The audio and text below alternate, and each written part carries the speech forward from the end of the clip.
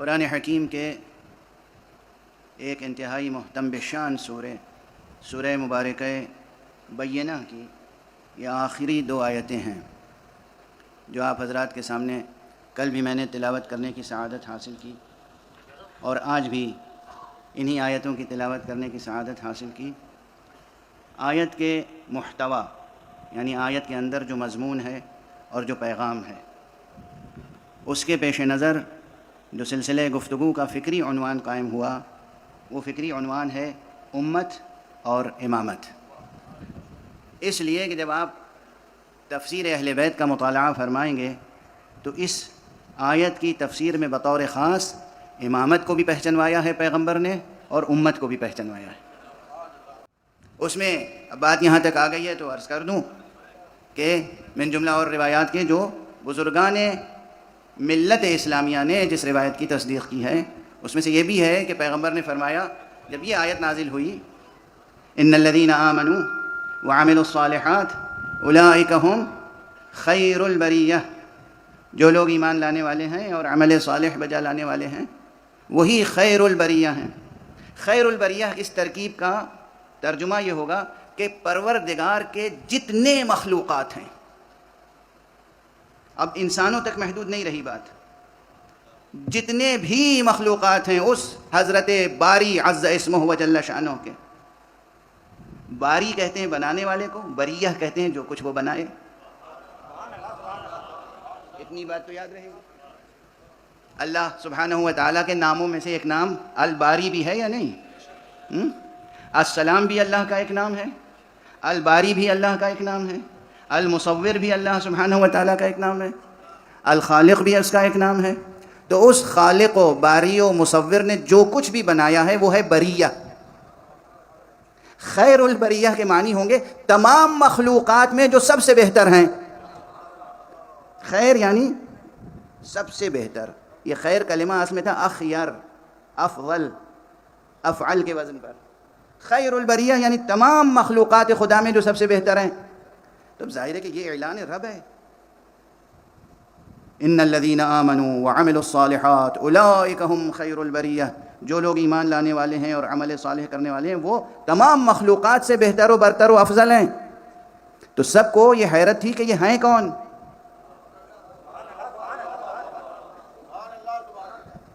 دیکھیے مقام سخن یہ ہے، سمجھنے سے تعلق یہ رکھتی ہے بات کہ جو سامنے سامعین تھے وہ بھی اس آیت کو سن کر اس حیرت میں ضرور تھے، اس جستجو میں ضرور تھے کہ وہ کون ہیں جو خیر البریہ ہیں۔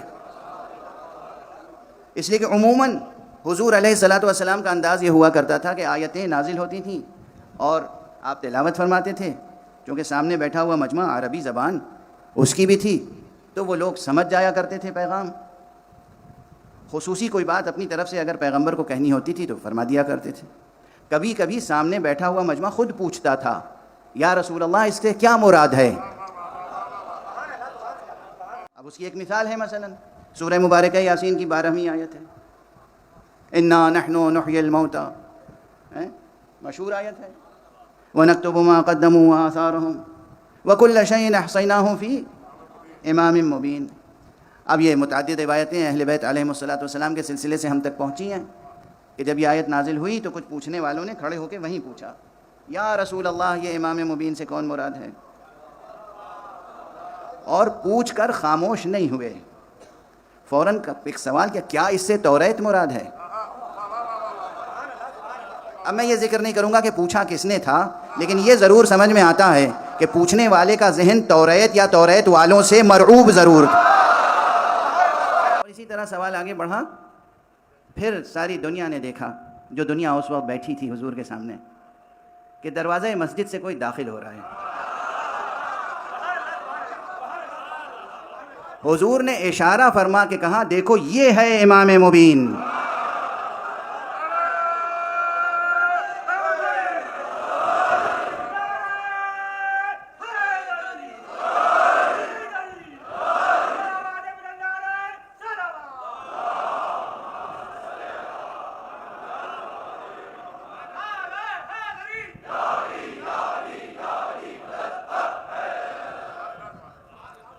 اب ہمارا عنوان بھی امت اور امامت ہے، تو اسی طرح ضمناً ذکر آ گیا کہ پیغمبر نے کس طرح سے پہچنوایا کہ یہ ہے وَكُلَّ شَيْءٍ أَحْصَيْنَاهُ فِي امام مبین۔ امام سے مراد کون ہے؟ کہ دیکھو یہ ہے جو سامنے آ رہا ہے، دیکھنے والوں نے دیکھا تو کوئی اور نہیں تھا، وہ آفتاب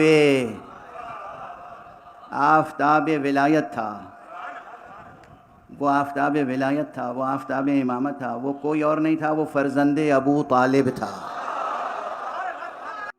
جب یہ آیت نازل ہوئی کہ ان الذین آمنوا وعملوا الصالحات اولئک هم خیر البریہ، تو لوگوں نے جستجو کی کہ خیر البریہ سے کیا مراد ہے، تو جب سامنے جناب امیر المؤمنین امام المتقین علی ابن ابی طالب علیہ الصلاۃ والسلام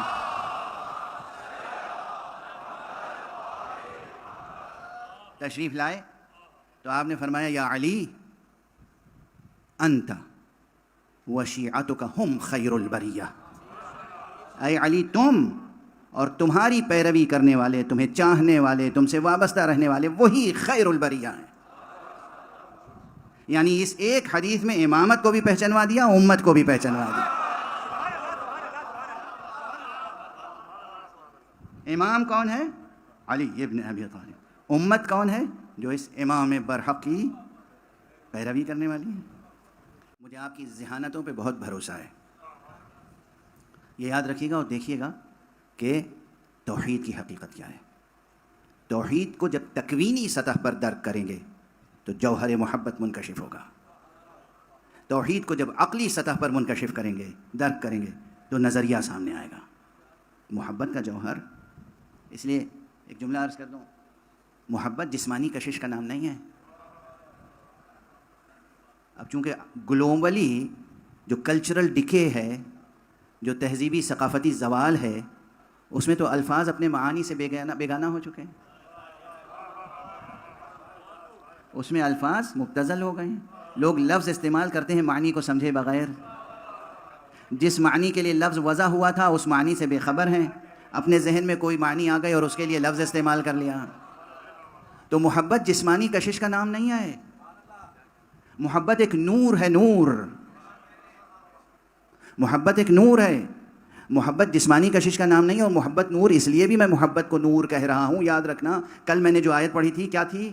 قل ان کنتم تحبون اللہ فاتبعونی، کہہ دیجئے اگر تم اللہ سے محبت رکھتے ہو تو میری پیروی کرو۔ یعنی محبت وہ رشتہ ہے جو بندے کو، مخلوق کو خالق سے، معبود سے جوڑتا ہے۔ خالق کی تعریف کیا ہے؟ خود قرآن مجید میں خالق نے کیا کہا؟ اللہ نور السماوات والارض، اللہ آسمانوں اور زمینوں کا نور ہے۔ تو وہ نور ہے، اس نور سے جوڑنے والی چیز بھی نور کے علاوہ کچھ اور نہیں ہو سکتی۔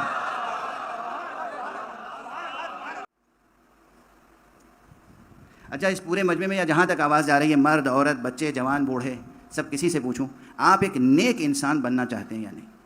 اللہ کے ایک اچھے بندے، کون کہے گا نہیں بننا چاہتا ہوں؟ اس کے لیے طریقہ کیا ہے؟ تکوینی، کیمیائی طریقہ کیا ہے؟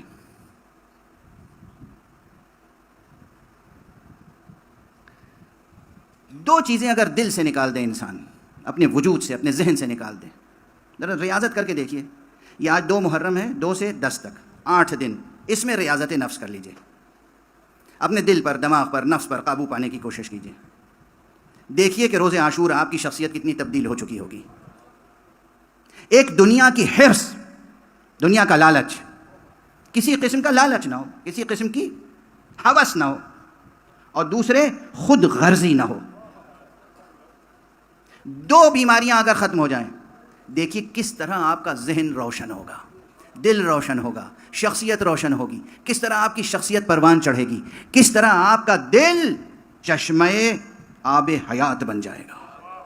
کاش ہم شہدائے کربلا تمہارے ساتھ ہوتے اور ہم بھی بلند ترین مراتب پر فائز ہوتے، ہم بھی حر کے قدموں پر، نقش قدم پر آگے بڑھتے، ہم بھی حبیب کے نقش قدم پر آگے بڑھتے۔ اب مصائب کے جملے بھی بیان کرنے کا پورا موقع نہیں رہ گیا، بس 2 فقرے کہوں گا، پھر آپ ہیں، نوحہ کیجئے گا، ماتم کیجئے گا، خراج عقیدت پیش کیجئے گا، آنسو بہائیے گا، اس لیے کہ آپ کے سامنے شبیہیں آئیں گی، علم آئے گا، تابوت لے کر آیا جائے گا۔ یہ ایک علامت ہے، ایک رمز ہے، ایک علامت ہے، صرف اس جذبے کے اظہار کے لیے کہ کاش ہم ہوتے تو بے گور و کفن نہ چھوڑ دیتے شہدائے راہ خدا کو۔ حر اور حبیب دونوں کے تعلق سے بس ایک جملے، حر آقا کی خدمت میں آیا, عفو طلب ہوا, معافی مانگی, اور تنہا نہیں آیا تھا, اپنے ساتھ اپنے جوان بیٹے کو لایا تھا.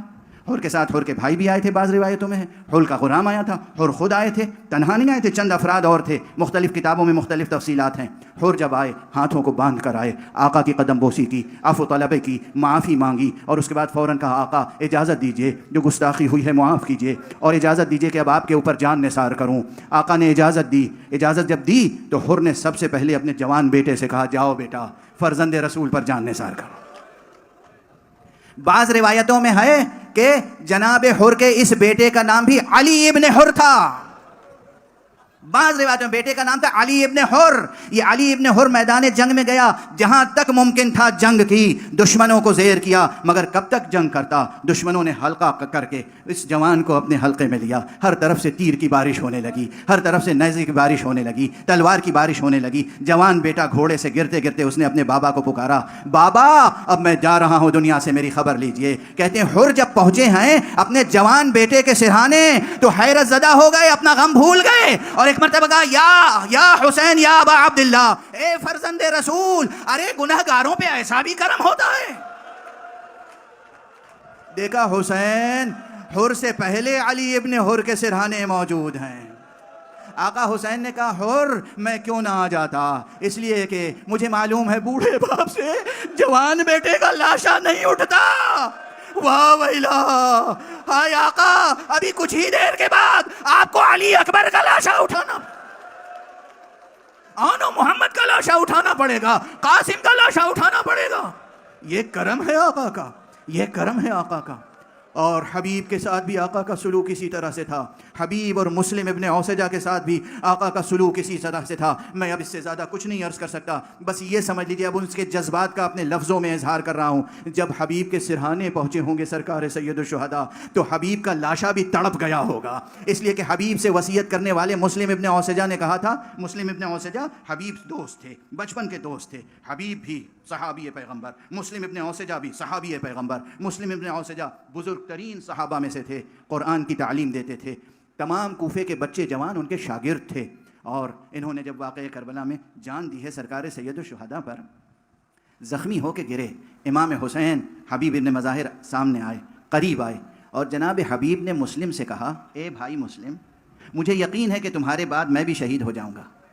اگر مجھے یقین ہوتا کہ تمہارے بعد زندہ رہوں گا تو میں تم سے کہتا کہ جو بھی وصیت کرنا چاہتے ہو مجھ سے کرو, میں تمہاری وصیتوں پہ عمل کروں گا, میں تمہاری وصیتوں پہ نافذ کروں گا. اس عالم میں جب سر سے پیر تک مسلم ابن اوسجہ زخمی ہیں, ریگے گر میں کربلا پر ایڑیاں رگڑ رہے ہیں, ایک مرتبہ آنکھوں کو پھیرا ہے امام حسین کی طرف, ہاتھوں سے اشارہ کیا حسین علیہ السلام کی طرف, اور اپنے دوست حبیب سے کہا اوصی کا بہذا الامام, میں وصیت کر رہا ہوں جب تک بھی زندہ رہنا تمہارے جیتے جی ایک تیر بھی حسین تک نہ پہنچنے پائے. ادھر مسلم روانہ ہوئے تو حسین نے کہا انا للہ, ادھر حبیب جب روانہ ہوئے تو حسین نے کہا انا للہ. آج ہم بھی کہتے ہیں انا للہ و انا الیہ راجعون, رضا بقضائہ و تسلیما لامرہ, انا للہ و انا الیہ.